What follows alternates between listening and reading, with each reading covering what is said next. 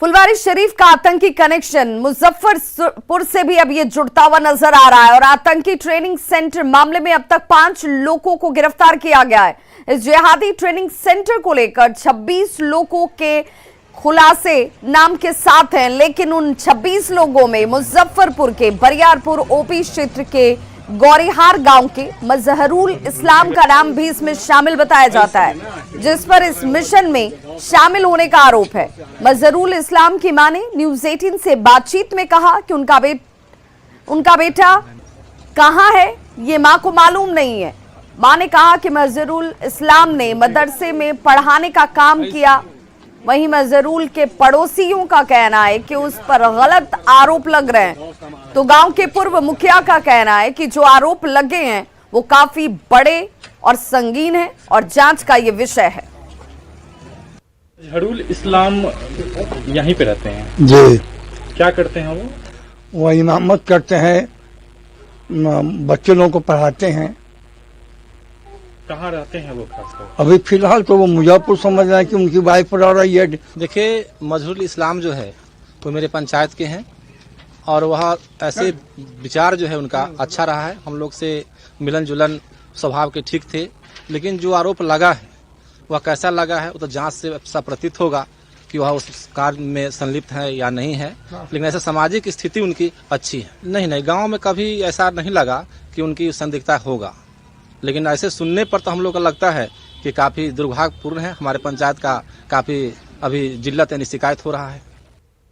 पटना के फुलवारी शरीफ से एक आतंकी ट्रेनिंग सेंटर का खुलासा हुआ है, जिसमें अब तक 3 लोगों की गिरफ्तारी हो चुकी है। तमाम लोगों के जो संबंध है पीएफआई और एक अन्य आतंकी संगठन से बताया जा रहा है और इसको लेकर जो कई खुलासे हुए, अब तक 3 लोगों की गिरफ्तारी हुई है। और उस ट्रेनिंग सेंटर जहां पे तमाम लोगों को जिहादी शिक्षा दी जाती है और साथ ही साथ ये बताया जा रहा है, जो खुलासे सामने आए हैं कि 2047 तक देश को मुस्लिम राष्ट्र बनाने की बात कही जा रही है। इसमें 26 लोगों के नाम सामने आए हैं और उस 26 लोगों में मुजफ्फरपुर के सकरा थाना क्षेत्र के बरियारपुर ओपी क्षेत्र के गौरीहार गांव के रहने वाले मोहम्मद जो मजहरुल इस्लाम है उनका भी नाम सामने आया। अभी हम उन्हीं के आवास पे हैं, उनकी मां से बात करेंगे।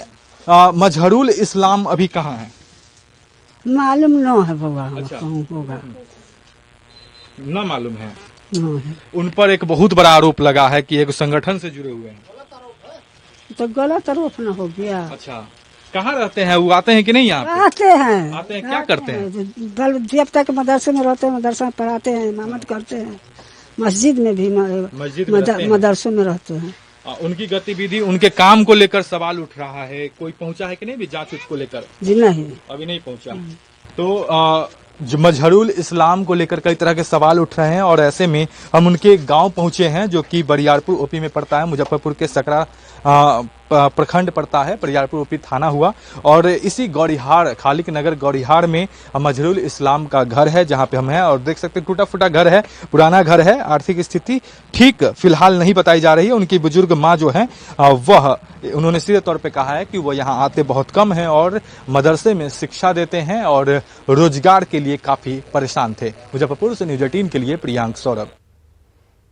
तो सिर्फ पटना और मुजफ्फर नहीं, पीएफआई के तार मधुबनी से भी जुड़ रहे हैं। बताया जा रहा है कि खुफिया एजेंसियों को पीएफआई की देश विरोधी गतिविधियों की भनक सबसे पहले साल 2016 में उस वक्त लगी थी, जब पीएफआई से जुड़े 28 साल के तौसीफ की गिरफ्तारी की गई थी। तौसीफ फिलहाल जमानत पर है।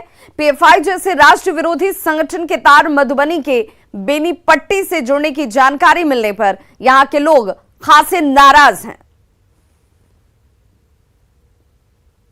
सभी लोग रहते हैं यहाँ, और कोई भी किसी भी धर्म के लोग, किसी भी जात के लोग देश के खिलाफ, देश की अखंडता के और एकता के खिलाफ अगर कोई आवाज़ उठाता है या सोचता है, ऐसे लोगों पे सख्त की सख्त कार्रवाई हो। संगठन में कोई हो, हिंदू हो, मुसलमान हो, कोई भी जात का लोग हो, और जो दोषी होता है उसका कोई जात नहीं होता, उसका कोई धर्म नहीं होता है, वो पाखंडी होता है। देखिए, निश्चित तौर पर ये भारत देश है। अगर इस देश में कोई भी संगठन, चाहे वो हिंदू हो या मुसलमान हो, देश विरोधी किसी भी कार्य में किसी की संलिप्तता होती है तो उस पर कठोर से कठोर कार्रवाई होनी चाहिए। कांग्रेस पार्टी इसकी पक्षधर है, चाहे वो किसी भी धर्म और जात का आदमी हो। फुलवारी शरीफ में आतंकी साजिश के मामले पर बिहार के डीजीपी ने कहा है कि राज्य और केंद्र की एजेंसी हर लिंक को इस वक्त खंगाल रही है और ऐसे मामलों की तह तक पहुंचने में वक्त लगता है। इस तरह की गतिविधियों को उद्भेदित करने के लिए लगातार प्रयास किए जाते हैं और बहुत मेहनत लगती है, समय भी लगता है। उसके बाद ही ये सब चीजें जो हैं उभर के सामने आती हैं।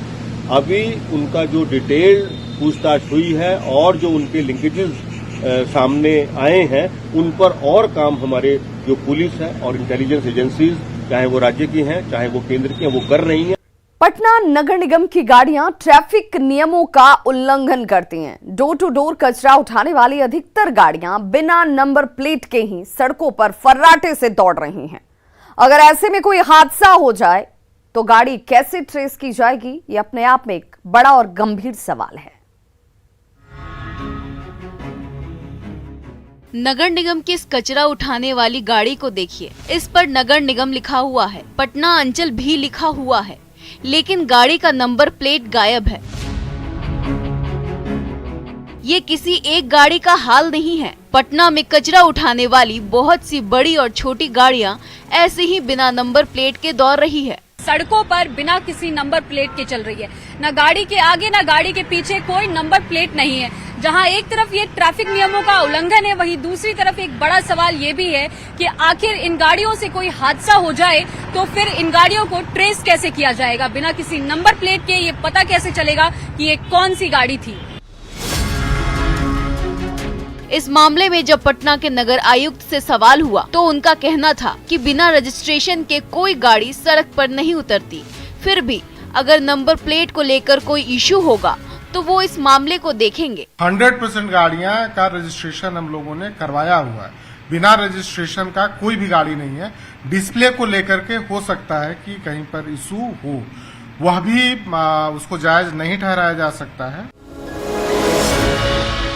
ऐसा नहीं है कि ये कोई पहला मामला है। पहले भी नगर निकायों की गाड़ियां बिना नंबर प्लेट की सड़कों पर दौड़ती रही है। अगर इसी तरह की गलती कोई आम आदमी करता तो या तो उसका चालान कट गया होता या उसकी गाड़ी जब्त हो गई होती।